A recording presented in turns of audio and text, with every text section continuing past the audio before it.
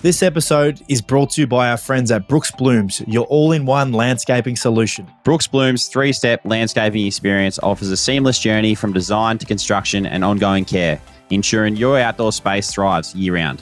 Visit brooksblooms.com today to embark on your landscaping journey, where every step is a step towards a vibrant and beautiful outdoor entertaining space.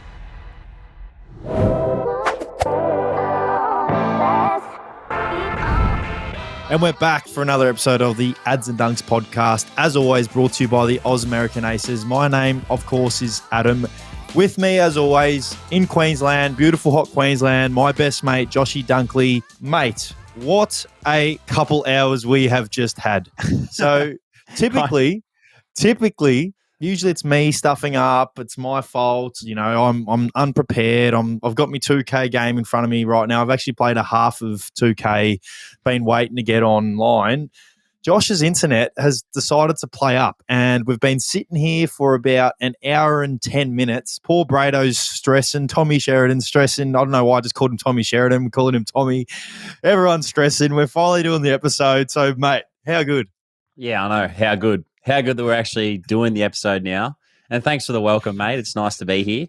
But yeah, I think we've figured it out. Tipper was watching a bit of Netflix and downloading all these things, and it's just taken over the internet. So I didn't realize that was actually a thing. So I've had to change a few internet settings, the internet optimizer, my dongle or whatever you call it, the thing that Tommy's talking about. And we got it sorted, mate. So we're here. We're good. Is it true that Tommy was stressing out, that he was pretty much telling you to go to Chris Fagan's house to set up a podcast room just so you can get the episode going? Because we know Tommy's a big stressor.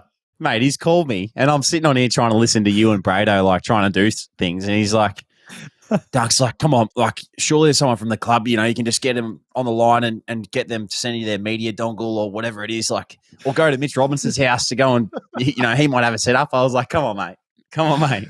Oh, 7 o'clock at night, calling Mitchy Robinson. Hey, it probably would have been better than listening to me try and play the keyboard over there. I've got a keyboard over there that I've been practicing, and we filled in a couple of minutes me playing the keyboard and playing a bit of 2K here. But no, you're right, mate. We're up and running. How good? Not so good week for you and I personally for our footy club, but in terms of, I mean, away from footy, how was your week? Obviously, you played last week. My first game was this week. Other than footy, what did you get up to? Anything exciting? Not a lot new compared to last week, other than the bedroom nearly actually finished today. So I'll have to send you a couple of videos over the next few hours to show you what it's like, because you haven't seen it. But other than that, we went to Perth on Friday, so we're over there for a good few days, and I was lucky enough to catch up with some family. You know them over there. We were talking about you in the kitchen because last time you were there with me, and we had dinner and whatnot. So it was nice to see them and the cousins. And actually, Ellie, my cousin's just had a newborn baby. So that was pretty cool to see that. And it was nice little experience. Yeah, congratulations, Ellie. I love your family over there. I had some great memories over there. And it's funny because I feel like now the day before a game, I always send you a little Snapchat or a photo of my dessert, because my dessert came up, and last year on one of our episodes, last year, I got some good traction, my dessert, the peanut butter and the baguette or whatever roll it is. So it's good. They just all lost it, mate. They were all loving it. It was funny as. And then I started talking about you and how, remember last time when you and I went there for dinner and you're like, nah, I've got to have spag bowl. I've got to have this salad. I've got to have this. Make sure you have this peanut butter, this baguette, because you are so routine based. I went over this week and was like, nah, just whatever. Mate, and how did we go? I already know how we went. I think we won by 20 goals against the West Coast Eagles. How did you guys go on the weekend? Maybe you've got to be like me. Your pasta, your salad, your peanut butter, your baguettes, whatever it may be, your Coke Zeros, can't miss out on that. Maybe a bit like that. Fair enough. That's a cheeky little dig there, but I'll cop that one on the chin. Hey, we didn't win either, so you can dig at me all you like. But no, that's good. Sounds like you had a good weekend. Yeah, how was yours? What have you been up to? Mine was all right. Other than footy, it was it was good. As I just said before, I played a little bit of keyboard for you. I've been trying to learn the keyboard, self-taught, because I don't have the patience to sit there and get taught how to do something, because I'd probably just get angry because I won't be able to do it if they're telling me to do something. So not like it's me getting angry at that stuff, but anyway, yeah, that's kind of what I've been doing, playing a bit of keyboard. I'm really looking forward to the girls being down. So this time next week, the girls will be down, and Georgie's birthday. So what is the next week? Will be the 25th, I think, when we film. So her birthday's on the 23rd. So she'll be a nice 4-year-old, which I cannot wait to see. I was going through some of my old photos yesterday and Snapchats, and I was looking at some of her, just when I filmed her over the last couple of years, mate, and they grow so damn quick. I mean, I reckon she's already a better swimmer than what I already am, mate. I am a horrendous swimmer. I am her. What were you going to say? You're going to say that's not hard? Yeah, I was going to say that's not hard. Even a little toddler would be able to beat you. Oh, thanks, mate. There's your dig. But yeah, she's been doing a lot of swimming practice, and mate, she was learning this side stroke that she learnt today. That, as I said, she's probably already a better swimmer than me. So, yeah, it's I can't wait to wish her happy birthday. But yeah, my week was good, mate. Other than the footy side, was obviously a little bit disappointing, but the weather's been nice here, so I've been able to go to the beach and hang out a bit, and not necessarily worry about footy until footy actually comes, and now in the routine of thinking about the game, what went wrong, why we didn't play well, where I can be better, where we can be better, reviewing the game. So it's just the cycle repeats itself now, and we just we move on. Yeah, well, we might as well get into it because I know we both want to get it off our chests a little bit. We know we talk about it every week, so the highs and lows, obviously we're both in that position at the moment of not winning. That trend continues that we talked about last year. When you lose, we lose. So we need you boys to win so then we can get a win. Well, yeah, you've got a bye this week. So we win, then you guys win. Hopefully there's no more losses for us. But yeah, we may as well. I'll touch on my game first. Yeah, so we obviously played on the Sunday, which is quite unique for us. I haven't started a Sunday game in a very long time. Would have probably been when I was at the Giants. So probably a reflection of how we went last year, because the AFL scheduled the blockbusters on the Fridays and the Saturdays, and we're in the 1 o'clock time slot on the Sunday.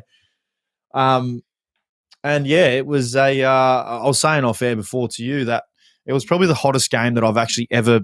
I can't remember ever being like that hot throughout a game. There was no reprise from the sun at all. Like the sun was just there the whole game. We might have had 5 minutes of clouds coming over. Other than that, it was just constantly in the sun. It was 28 degrees. And I sound like I'm bitching and moaning here because you train and play in 28 degrees and live in 28 degrees up there in Queensland. But, mate, when you're not used to that, that was it was just incredibly hot. And that was the first thing that I thought when I was about to play. Oh, this is going to be a hot game. And then, yeah, the game itself, I mean, I felt like we started really well, which we did. We definitely didn't capitalise on some opportunities early on in the game. We shot ourselves in the foot a little bit. We got some good turnovers, and then we weren't able to go the other end and score. And I felt like the kick going inside 50 really let ourselves down a bit. We kind of blazed away a little bit. We might have got one of our teammates into time and space, but then, didn't really capitalise with the guy who had the ball. And whether it was blazing away or kicking to the wrong person or whatever it may be, we felt like we did that too much. And then, yeah, kind of ebbed and flowed throughout the game. But the start of the last quarter was still full of confidence. I mean, although was extremely exhausted and gassed because of the heat, Melbourne were clearly playing it as well, so no excuse there. But I still felt like we were a big chance, and we started off the last quarter really well. We had a couple shots. I think Jamara had a couple shots, and we could have gone 10 points down early into the last quarter. But, as soon as I think Melbourne kicked a goal, it was kind of like the backbreaker for us. And, that's where they clearly had more run in their legs and they overran us, which was the most disappointing thing that, if no one watched the game, they just see the result and see that it's a 45-point loss, when I genuinely don't think it was reflective of how we actually performed across the whole game. Can't underestimate again how well Melbourne played, but the extra game that they had last week clearly helped them. I definitely feel like there's plenty of learnings from our game, not only from a physical point of view where we're going to be better prepared this week, but definitely from a learning point of view where the things that we weren't able to do well, which was defend, the way they wanted to move the ball through us, we can practice that, learn that. We had a really good review today. yeah, we'll move on really quickly. Definitely won't be that's going to be an outlier for us. I genuinely believe that, and already looking forward to the game this week against, one of the informed teams of the whole competition in the Gold Coast Suns. So one that we got to move past quickly, the game on the weekend. Yeah, it was interesting. I actually got to watch most of your game because it was at 10 a.m. It was on at 10 a.m. over in Perth. So we didn't have to leave the hotel until I think around 1 o'clock or 1:30, something like that. So I got to watch literally all of it, which was pretty cool. And like you said, yeah, second to what you're saying, you looked like you dominated so many parts of the game and probably just couldn't execute on the scoreboard. And it was a similar story with us. Like we felt like we, early on got a good jump on them, probably caught them off guard, them having not played a game last week. And us obviously playing that game last week probably helped us with the start of the game. But unfortunately, our second and third quarter, again, similar thing to last week where we just, let the foot off the gas a little bit, lost a bit of our hunger at the contest and didn't finish our inside 50s and scores. So similar tales, probably a little bit different story-wise for us. But, yeah, disappointing again that we didn't get out there and get the job done because we certainly gave ourselves opportunities too. That's probably the most frustrating thing. You know what it's like as a player. You're getting it inside 50 and you're not scoring, and then they go down the other end and kick a goal. It's just really deflating.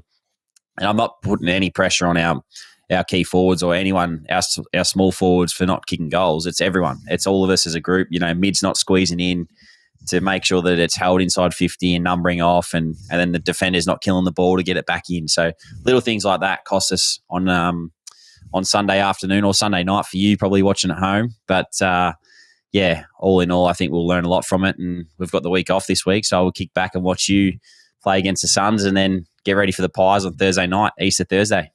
Yeah, no, I couldn't agree more with what you said with your game. I was fortunate enough to watch that as well. I didn't watch much footy over the weekend, but I watched your game from start to finish. And are you worried at all that, I guess this is probably a question that you boys will get asked over the next week until your next game, that your first two games you've had really good starts and you've gotten a pretty good lead. I mean, you're up 27-2, I think it was, against Freo early, and then you kind of let them get a run on. I mean, it was different to the Carlton game where they came later and it was a lot closer in the end than what the Freo game was. But does that worry you at all that, maybe, like, I don't want to say the word complacency because I know there's no complacency at all.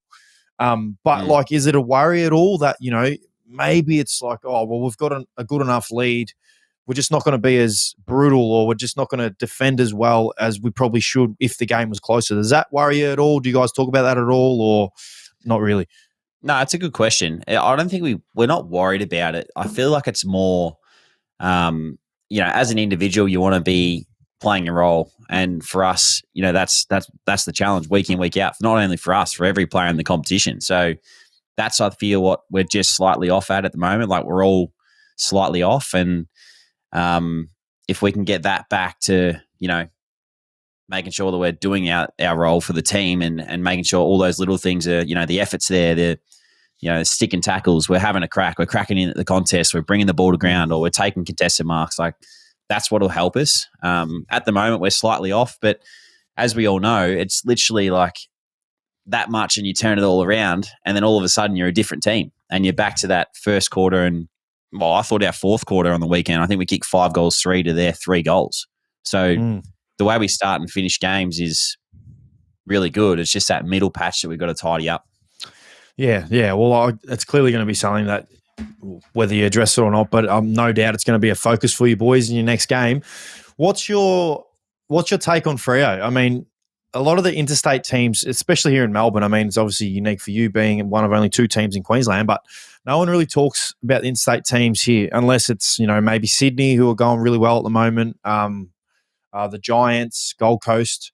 What about Freo? What's your thoughts on Freo this year? Because to me, they look super impressive. And considering they had some injuries, they had 3 injuries, obviously would have affected them, but their midfield looked really, really, really good. I mean, that midfield's probably been together for a few years now, but now they look like, they're really ready to take the next step and really drive the group forward and play a quality brand of footy. I mean, they look like they clearly did that on the weekend. Yeah, their midfield, and led by Joel Corey, who's in my mind, one of the best coaches that I've ever been involved with.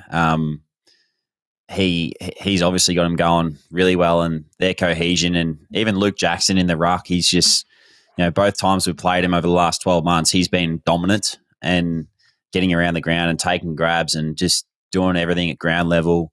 And then obviously led by Caleb Sarong too. Like he had a game for the ages where he just gets given the ball all the time, but his ball use, his cleanliness is just incredible. So they're going to be good. I think they're going to be a good side this year, and there's no harder test than going over there and trying to beat them on their home deck too, especially coming from the eastern side of the nation. You should, as we'd probably say, it's a tough trip. So I feel like they're going to have a lot of wins, on their home ground, playing against opposition teams that have to go over and play against them, because they're. And one other thing too, I really rate about them is their young key forwards. Their young key forwards are kicking straight. They're taking marks, like they're jumping at the ball. So yeah, it's a whole different look for them. They like to take the game on. They've always liked to get their forwards up really high and then springboard back. But they beat us in a different way this week, I felt. Yeah, no, couldn't agree more with what you're saying. That Amos. Is that how you pronounce it?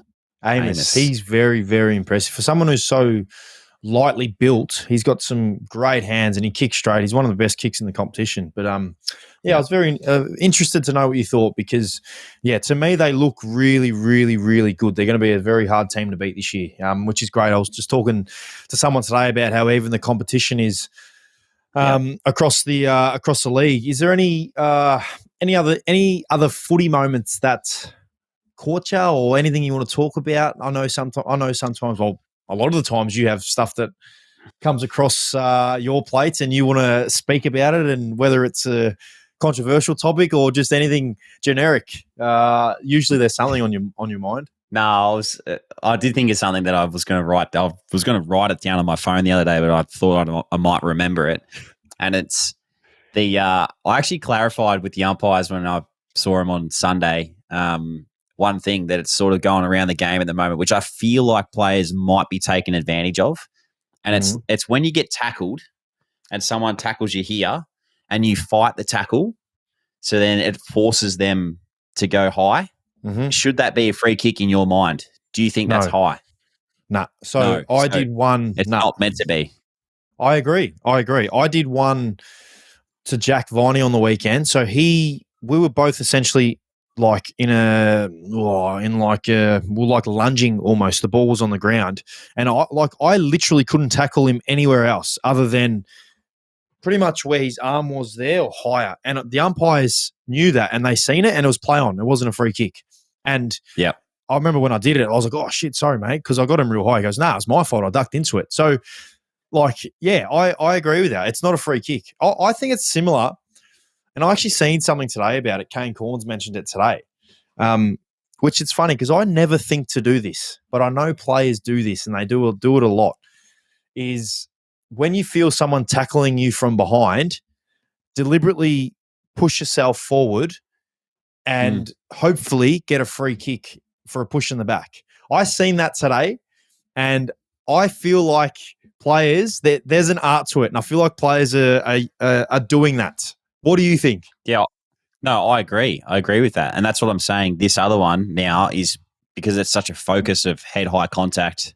We don't want concussion in the game, full stop. But no. It's a focus, say, like keeping the head safe at the moment in our game. And anything that hits a head is getting called. But this one, it shouldn't be called, because I literally asked the umpires the other day, and I was like, is that what's meant to happen? And they're like, yep. So it's meant to be play on. If that happens, if you get them there and you slip high because they make you, then it's play on. Should be. Yeah, well, I agree. Why? Was there a free kick given against you? Nah, it was the night before. I think it was the Collingwood game. Okay. Pendle's got one.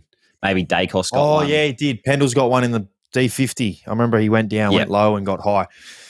Yeah, I agree with that. What's your thoughts on the push in the back one? Do you reckon that should be play on? Say the umpire sees the player intentionally fall forward, because you can tell when someone clearly does it.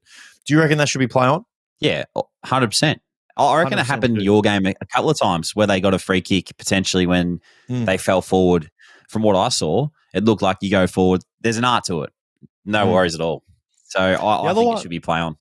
So do I. The other one for me, actually, come to think of it, because this probably happens to every ruckman, is the blocking off the ball. And there needs to be more clarity, because like there's a difference between like deliberately, I guess, like trying to hurt the ruckman off the ball versus just impeding his run, like blocking his run, which like say you're getting tagged, right?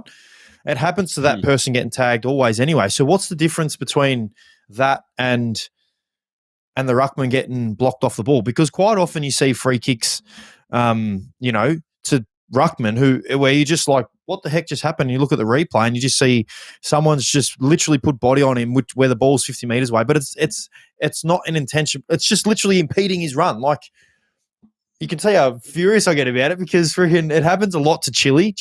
It happens quite a bit to Chile.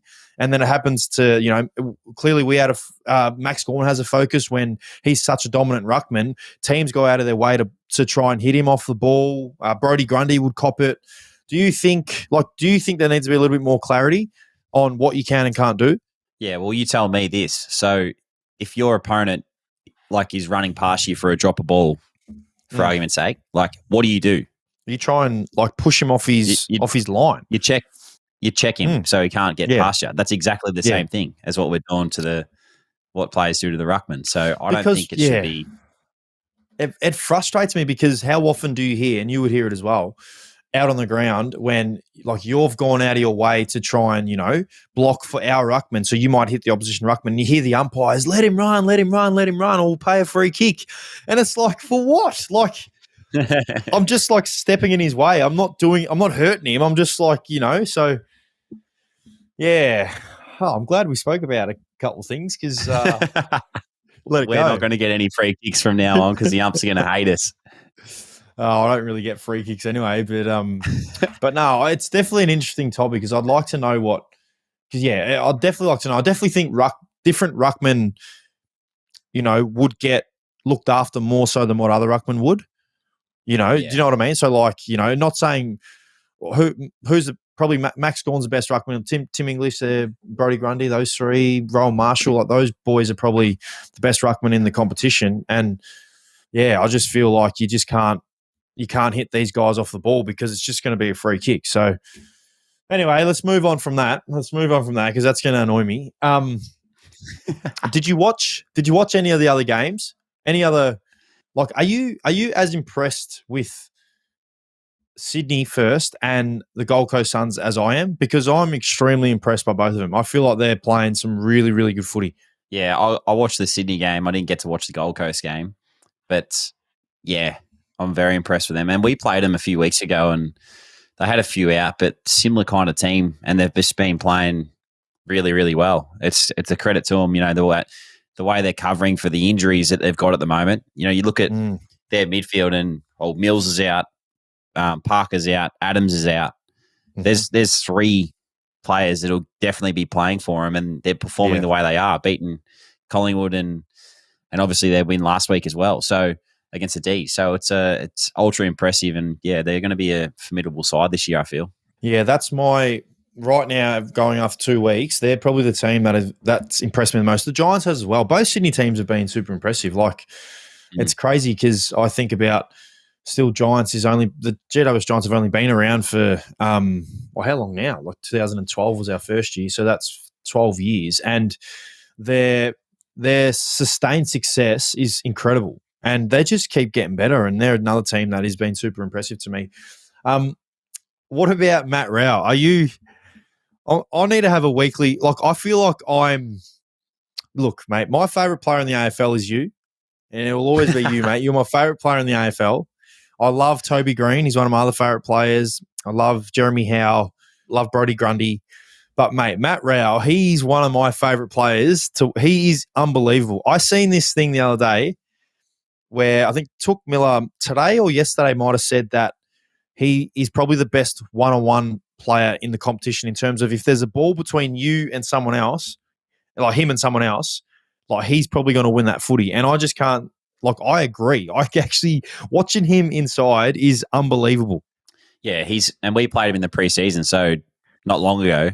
His ability to, like you said, but he just scraps. So you think you've got the ball, he'll jump in and he'll rip it out. He'll just be rolling around. He'll get himself dirty. Like, he just does all these things to then wrestle the ball off you and then just flick it out. Like, he's unbelievable at doing that. So it's a credit to him, and no questions as to why he's playing so well at the moment. Yeah. So does it make you think, because quite often his criticism, which was clearly unfair, was his outside game, because, he's literally 85% of a contested ball player. But sometimes that is good enough. That is what you need to be. Do you sometimes find that a little bit silly that they try and nitpick, but once they start playing so well, it's a bit like Nick Dacos with his outside game versus his inside game. When he might be getting tagged or whatever it is and not having a really good game, they're going to question his inside stuff when his outside stuff is probably better than anyone in the competition. It's interesting because I feel like they do that with everyone. Like, whether you're an inside player, you're an outside player, you're always criticised for the weaker side of your game. And it's actually quite funny because as a player, you can take on that feedback and listen to it and then go and work on it. But you're actually losing your strength almost, because you wanted to improve the deficiency in your game, and then you go and do that, and then you take it away from your strength. So I just I think maybe Matty Rowell over the past couple of years has done that. Like, potentially he's gone, I need to work on my outside game because everyone's saying I need to work on my outside game. But now it's just like, new coach might have come in and been like, mate, we just want you to be the inside baller we know you can be, and that's it. So it's clearly working for him. Mate, I cannot wait to see when him and Tom Green go against each other. That is going to be, because I swear when we did our Brownlow tips, did I say Tom Green? I know I said Nick Dacos, but did I also say Tom Green? I hope I did. Far out, I hope I did. Because him and Matt Rowell have started the season off unbelievably well, and they're two of the most impressive players that I've seen so far. But that's those two players have been unbelievable. This week, you've got the bye. Before we talk about our game, or my game, what are you going to do, mate? Is there anything exciting that you're going to get up to? It's a bit weird that you've got to buy, 3 games in. Yeah, well, I feel good. I actually had a cortisone today, though, so body's not feeling so great in the ankle. But, so it's strange, but it's come at probably not a bad time for us, to be honest, because, obviously 0-2 and quite disappointed with how we've been going out on the field. So it's nice to be able to have a few extra days to really dissect it and really look into it and make sure that we come out on Thursday night next week against the Pies full head of steam and ready for the contest. So do you guys train? Do you have a few days off, for the fans out there who are clearly interested in what you do? Will they schedule a training session for you? So you play on the Thursday, so I presume you might train on the Thursday main session just to replicate a week between games and stuff? Yeah. So from Sunday when we played, we've had every day. So we flew back on Monday, so it doesn't really count. But we have Tuesday, Wednesday off, and then Thursday we'll train. Friday we'll have off. Saturday train, so train on Saturday, and then Sunday sort of day on, day off until next week, and then next week's just a full week. So Monday, Tuesday, Wednesday at the club, and then Thursday play. So it's a little refresher or freshen up, I probably should say, and then you get stuck into it early next week. How's rude of me not to mention, Lockie Neal, will he be back next week? Because he was clearly a big loss inside for you as well. Yeah, he'll be back next week. He was itching to play this week, and I know that for a fact because the physios were telling me that he was raging when he couldn't get fixed. But it's obviously the risk of doing something worse if you've got that tightness there. So I'm sure he'll be back next week and fully ready to go. What a ripping game that's going to be. I can't wait to see, firstly, how the Pies go this Thursday, because they've clearly, you're not here in Melbourne, mate, but that who everyone is seemed to be talking about at the moment, just because they've gone 0-2. But we still know that they've got the same group essentially as last year's premiership winning team. So that'll be a blockbuster, that game next Thursday when they do play. But this Thursday will be a good game as well. There's a lot of good games this weekend that I'm really looking forward to. Yeah, same here. When's your game this week? We play beautiful Ballarat on the Sunday, mate, at 1:00. Oh, so you missed the F1 in Melbourne this week? Yeah, actually, I did an appearance at 7-Eleven the I saw 7-Eleven Red this. Bull I event saw this. on Monday. I know you would have been nice and that would have been a perfect opportunity for you if you're in Melbourne. You would have been the first one there. You know, you would have got everything. You would have got the photos with the F1 car, Max Verstappen replica. But no, it was really cool. It was actually really, really cool. We actually got to go to the it was the 7-Eleven on the corner of St Kilda Road and Alma Road in St Kilda, obviously. Do you know, can you picture that in your head? You would be able to. You would have driven past it a million times. And like they kind of blocked off the 7-Eleven and they just had, you know, they had Red Bull athlete, which was Christian Petrarca, which was great. We played him the day before and he was there. Obviously, you know, always a little bit salty when you lose to him, but no, he's a ripping fella. We did an appearance with him and got a photo with the replica F1 car, which is really cool. But then I was able to take my brand new Raptor, which was sick. Was able to take it through. So part of the I guess the filming bit of it was you drive it up to where the petrol is, and you got the pit girls. They're all dressed in the Red Bull outfits, and they'll clean your car, and actually got a free tank of fuel as well, mate. So that was a big tick, especially in these troubled times, mate, with finances and petrol and money and whatever else you got to pay. But got some free petrol. But yeah, it was a really cool experience, and yeah, I'm a bit bummed that I'm going to actually miss the F1 because I was actually really keen this year to go, but probably be the same result as it has been the last 3 years. Hasn't Verstappen just won every year? Yeah, he's too good, Maxi. I think this year though it's pretty even. They've evened it up a little bit, so that'll be a good watch the Australian Grand Prix on Sunday. But let's talk footy. You were talking about Matty Rao. You and him are going to go head to head in the middle, or you're going to get Libba to do that, or Bonty to do that. What's going to happen? Oh, I don't know yet, mate. I might get Libba and Rowley would be unbelievable contest. Those two competitive animals, but no, I'm looking forward to the game. I mean, as I said before, they've been ultra impressive. They've played two really good games. You know, they're clearly a very strong contested ball team, and that's led by their midfield. I mean, we've mentioned Matty Rowell, but Noah Anderson's best fairest winner. A star of the game, and Took Miller's another player that we seem to not mention who's been a best fairest All Australian winner as well. Sam Flanders, Jared Witts is an underrated ruckman. They've got some quality across the field, so I feel like it's really great for our group knowing that we're coming up against the team, you know, that is flying, and it's a great challenge for us. We know that no team is an easy beat at all. But we love coming up against teams that are obviously in good form, and we know that they are, and we're looking forward to getting up to Ballarat. We play 2 or 3 games there a year, and we enjoy playing there. We seem to play really well there in Ballarat, and we get a great turnout from our Ballarat fans, which is what I'm excited for, and I'm glad that I've already looked at the forecast. It's not going to be 28 and just sun just peppering down on you. So that's already a win, but really looking forward to it. Can't wait to see how we bounce back. I know the boys are extremely motivated and driven. As I said, we reviewed the game a little bit today, and we'll review it a little bit more over the next coming days. But we've already set our sights for the game Sunday, and really want to rectify the areas that we got wrong on the weekend. Yeah, I look forward to watching that one. Hey, one thing I've been meaning to ask you, and I know you're really close with this guy, Riley Sanders. It was pretty topical that he got subbed out on the weekend. How is he? One, but like how was his reaction? How's he bounced back from obviously that happening to him? We know some players probably just cop it on the chin. Other players might hurt a little bit more. In your first game of AFL football, getting subbed out, I just really want to know, get an insight into how he's feeling. Yeah, obviously, it's tough for him. Clearly, it was tough to get. I don't think anyone ever wants to get subbed out.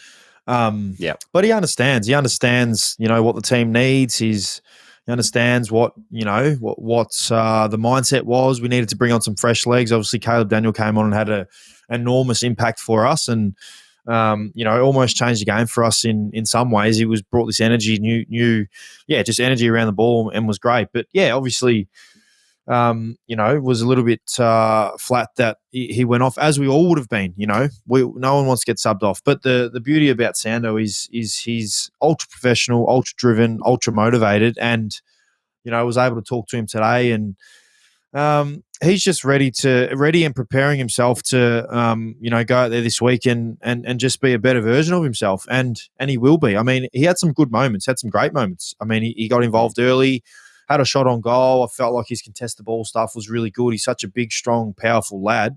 And I mean, it's not easy coming up against Christian Petrarca, Clayton Oliver, Jack Viney, Christian Salem in your very first game. And I've just mentioned the Gold Coast midfield doesn't get any easier, but it's a great experience for him. And I feel like he's just going to get better and learn a lot more from these experiences. So, yeah, I guess to simply answer your question, obviously flat that he gets subbed out, but totally gets it, totally understands it. And that's the best thing about him. And, it'll be sooner rather than later when it clicks for him, and it will click for him, sometime early this year, and he will dominate a game. And he just has the ability and the power of the mind to do that. So I'm looking forward to him going out there this weekend and, having another crack and just enjoying being out there. He's definitely someone who is ultra motivated. You can just tell by the way that he is around the club and the way that he trains and how diligent he is. So, looking forward to seeing how he goes this week. But it's good. It's a good question because you're right. It has been a bit of a talking point, but there's always talking points out of teams that don't win. So, looking forward to seeing how he bounces back this week. Do you think those talking points come from, like we've talked about this before, but the game now is so stats driven? Like, I think he had 15 touches in the second quarter, but what challenges young players face coming into the game, and you can talk about this too, is the game's not all about offense. Like as an 18-year-old, as a 16-year-old, it's all about offense, and you're just trying to get the footy and trying to get stats. Like that's what it is. But once you get drafted, it becomes a team philosophy, team mentality, and is that what he's still growing as a player? Do you think? Definitely. I think that you're right. Being someone who was clearly the best player in every team that he was in, and defense is not taught into a youngster, coming through the ranks. I mean, you never taught defense as a youngster. You taught the basics of tackling and maybe running the other way, but that was more so just to get the footy. Where now it's, especially if you're not necessarily playing midfield, if you're playing that high half forward or wing or whatever it may be, it's so, those positions are so vital to defensive structures for all teams. It's not just our team, all teams. And, whether it's the winger getting back to help the defenders, whether it's the high half forwards getting up to clog, inside 50 kicks, whatever it may be, it's definitely an area that, is something that he's learning on the go. And you're not going to learn it like that. I mean, I still have clearly areas that I've got to improve on, and so do you, and so do some of the great midfielders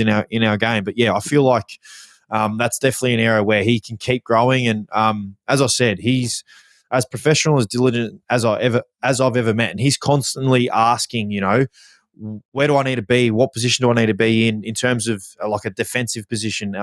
When should I go? When should I not go? How should I approach this contest? Stuff like that. Those questions that you don't typically get, from 18, 19-year-old kids. So the willingness to learn is there. And as I said, it'll click. It'll click, super quick. And, he's going to tear games apart this year, not only this year, but for years and years to come. And, I look forward to, seeing that progress over his journey. Actually, one thing I wanted to touch on, just reminded me of Sando, because he's a Tassie boy. How's the Tasmanian team getting announced? I know, and you've jumped me because I was going to have the Tassie team as my the bloom of the week this week. So we might as well get into it. We might as well get into it. And thanks to Brooke and the team for always supporting us. We love her work, and we're really pumped to be partnering with them throughout this year and hopefully into the future as well. But mine this week, the bloom of the week for me is the Tassie Devils. I was trying to find out something, like I said at the first episode, just trying to do something different. I was going to say bloom of the week might be the Reserve Bank for slowing interest rates down a little bit, but I've gone with the Tassie Devils announcement, and I think all the hype around it. I think I saw today they've got this $10 founding membership thing going on, and it's over 75,000 already, which is incredible. It doesn't surprise me because Tassie is clearly just a football dominant state, and they've been petitioning for a team for a long time. But that's a great bloom of the week. That's That's cool. It reminded me of the time where we announced, so the Giants, as in the GWS Giants, we announced our team and the Giants. We were called Team GWS, and then 3 days into all of us being together as a 17-year-olds, we announced our team in a big launch. I remember Izzy Folau was the marquee player who's at the front, and I bet you Brado can cut up some good vision of that, because there's some cool vision of myself as a 17-year-old, Jeremy Cameron, Dylan Shield, Izzy. I think Nathan Wilson might be there, some players who had long careers, and it's quite funny because the Tasmanian side are going to go through the same thing. So it's a great bloom of the week. Well done, mate. Thank you. I think we should have a bit of a competition, you and me, with who gets the bloom of the week. Who gets the best bloom of the week? We've got our tipping comp, which we haven't touched upon this week. I've got no idea who's ahead, but I feel like I'm ahead. Yeah, you're ahead. You're ahead. Before we move on, I want to talk to you about the jumper. What are your thoughts on the old state jumper? I thought, personally, before you go, I thought that it was pretty traditional. I get it, but spice it up a bit. Let's see something a bit different. What do you think? Well, I've just had to I totally forgot what it looked like. I just quickly Googled it, and there's Richo with the Tassie Devils. Oh, I don't mind tradition. I actually don't mind it. You know what? I was already calling them the Tasmanian Devils because I just presumed that's what they were going to be called. I mean, but what? Like, what's another nickname? Can you give me something? No other nickname, but their logo. So the logo that I saw, so the Tassie. So this one, this logo, Joshy. No, that's their jumper. There's a logo ads. There's a logo. Oh, this and one. It's actually like the Tassie Devil. Yes. So put that front and center of the jumper, potentially, like the Dogs do with that their what was that jumper? It would have been a retro one. That's like a fight back. Yeah, retro one or something. Like put that at the front with the colours, and you can still have the Tassie emblem there. But I feel like that logo would have been sick. Yeah, come to think of it, with that little, the devil. Yeah, I feel like though, as they expand and grow, there'll eventually be a jumper where the logo's on it. But the generic jumper that they were going to bring, it doesn't surprise me. I thought that's what it was going to be. Do you remember the Tassie team in the VFL? Did you ever watch them? Yeah. Yeah, I remember in the VFL or the do you remember? under-18. Do you remember him in the VFL? No. Do you remember him in the VFL comp years ago? Oh, nah, I don't remember in the VFL comp. Only under-18s. They used to be in the VFL comp, and that's I think that's what they used to wear. So it's no real surprise to me that they're wearing that. But no, it's exciting, mate. It's exciting for the Tasmania. No doubt they're going to be coming after some absolute superstars of the competition. So look out, every team. I feel like I'll be well and truly retired by then. So unless they want an aging 38 or 39-year-old, but it's exciting for Tassie. My Brookes Bloom of the week, mate. We forgot to do my Brookes Bloom of the week, which I'm really excited to do. Mine is I've been told by Tommy not to do any more American sport for a while, so I won't do American sport. And I'm not going to do footy. I'm going to go to the NRL field. Oh, and our boys the Storm. Our boys the Storm. And by the way, Clubhouse boys, thank you so much for especially. No, I'm going to give a shout out to Money, Cammy Munster, wearing his Bulldogs jumper last week on the podcast was unbelievable. I need a rep of Melbourne Storm jersey next week for the potty. He's a true Bulldogs fan. So thanks, Money, for giving us the support. But my Brookes Bloom of the week is Xavier Coates' try, mate. What is that? Is that one of the? I'm going to say Israel Folau's try where he went up and grabbed it and scored it was probably, I'd say that's probably the best try I've seen. Xavier Coates is probably a close second, almost first try. That was incredible. Yeah, I didn't watch it live, but I know Charlie Cameron was watching it live, and he was texting our group chat like going nuts. He's like, "Oh, OMG, Xavier Coates." Is he a Storm fan? Yeah, he is, Chuck. Yeah, big Storm fan. Even though he gets around all the other teams because he's a Brisbane boy and he loves the Broncos. He loves everyone. But no, he's a Storm fan at heart, I think. And yeah, I watched it back on the replay and I was like, geez, that's probably one of the best I've ever seen. Yeah, I'm going to say it's definitely top 2, top 3 for me. The display of athleticism, and then to keep himself in bounds with his hand to score the try whilst falling out. Like, that is just, mate, And to do it I think it was the 80th minute when he did it as well, when the boys needed a try. I mean, unbelievable. Don't know who Coates he goes for, but hopefully it's the Western Bulldogs because, that was impressive. That was, so that's my Brookes Bloom of the week. I like it. You're going to send him a jumper or something to make sure that he's on the Bulldogs bandwagon or what? Yeah, I will. I may as well do that. I'll send it out to the Melbourne Storm facility and get Money to give it to him because I know Money loves his boys. I know Jerome Hughes loves his Bulldogs boys as well. So I think there's quite a few Western Bulldogs fans out at Melbourne Storm. I mean, you're a Melbourne Storm fan at heart. I know you are. Yeah, well, we used to connect a lot, after, I think it was 2016, 17, 18, we used to meet up a lot, go have dinner. So that relationship was always there and the boys were all over it. So it doesn't surprise me that they're still cheering hard for you boys. And obviously I've moved, so it's I might have to try and drag a couple across potentially. Nah, stick with the Storm boys, mate. But is there anything else you'd love to talk about on this lovely night where we started the podcast 3 hours ago and we're finally about to finish, which has been another good one? No, I want to give one shout out before we finish up, and it's to a lady or a girl over in Perth. I don't know, you've probably seen her at Open Captain's Run or Open Training or whatever.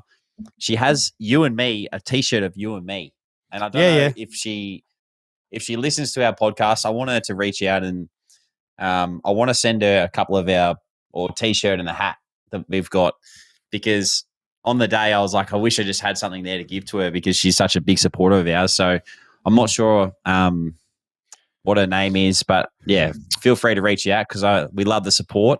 And obviously getting it over there in Perth too was pretty incredible. So reach out and we're going to send you some kit because we'd love for you to enjoy that. I know the exact lady that you're talking about because she has the signs and she does the ads. Oh man, I wish I could find it before this podcast ends because I've seen it a million times. But so did she come and watch your game? Did she? She came to our captain's run. I'm not sure if she came to the game, but I saw her prior to or the day before. So I just wish at the time I had something to give her, but we're going to have to chase it up. Oh, we're going to have to chase it up, but great shout out, mate. That's very, very nice of you. I can't wait for you to shout us out. We can't wait to get you Ads and Dunks hat and polo. But yeah, mate, another great episode. Yeah, it is, mate. And thanks to Brooke and the team at Brookes Blooms for supporting us.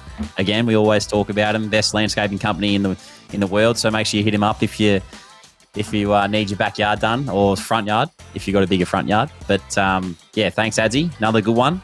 We'll wrap it up there and we look forward to next week. All the best, mate, down in Ballarat. Thank you, mate. You too. I hope you enjoy your weekend. And I reiterate, Brooke, you're an absolute superstar.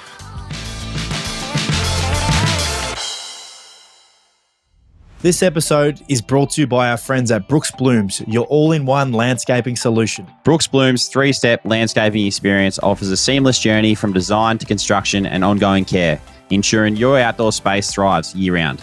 Visit brooksblooms.com today to embark on your landscaping journey where every step is a step towards a vibrant and beautiful outdoor entertaining space.